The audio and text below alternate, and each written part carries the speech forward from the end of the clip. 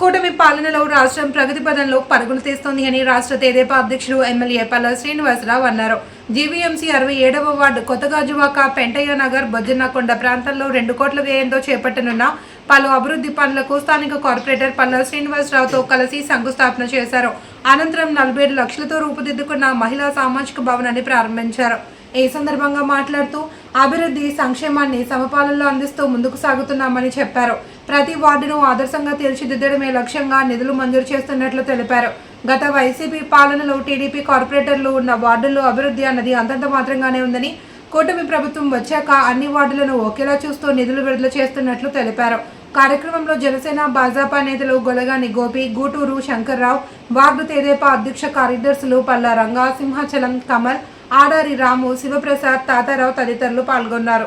రోడ్లు డెవలప్మెంట్ కార్యక్రమాన్ని మరి ఎమ్మెల్యే గారి చేతుల మీదుగా శంకుస్థాపన చేయడం జరిగింది. అలాగే నూతనంగా మనం ఏదైతే లాస్ట్ టైం కొబ్బరికాయ కొట్టి వర్క్ స్టార్ట్ చేసామో కమ్యూనిటీ హాల్, డ్వాక్రా మహిళా సంఘాల గురించి అని చెప్పి 47 లక్షలతో దాన్ని కూడా ప్రారంభోత్సవం చేసుకోవడం జరిగింది.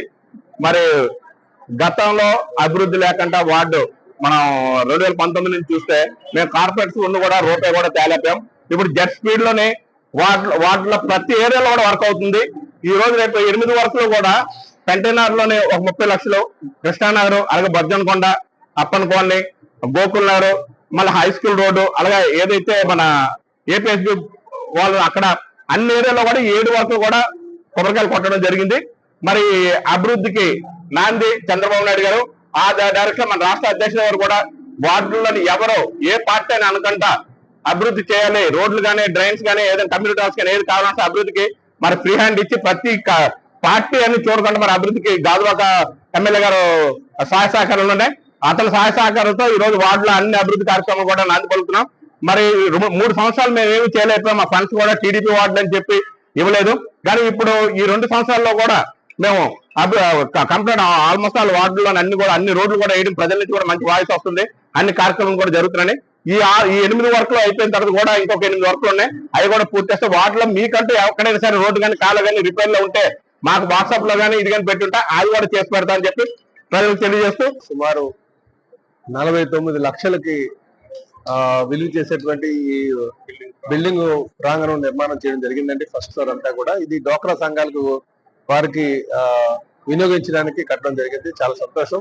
ఈ సందర్భంగా మరి కార్పొరేటర్ గారికి, కూటమి నాయకులకు, అధికారులకు నేను మనస్ఫూర్తిగా అభినందన తెలియజేస్తాను. వీటితో పాటు సుమారు 2,50,000కు 2,50,000 కోట్లకి 50 లక్షలకి 2.5 క్రోర్స్ క్షమించాలి 2.5 క్రోర్స్ మరి వర్క్లు కూడా శంకుస్థాపన చేయడం జరుగుతుంది.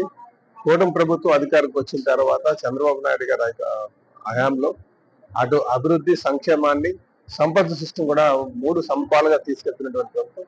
భవిష్యత్తులో ఇంకా మెరుగైనటువంటి సంక్షేమంతో పాటు, అభివృద్ధితో పాటు సంపద సృష్టి కూడా తీస్తాము, ఇండస్ట్రీ తీసుకొస్తామని చెప్పి తెలియజేస్తాం.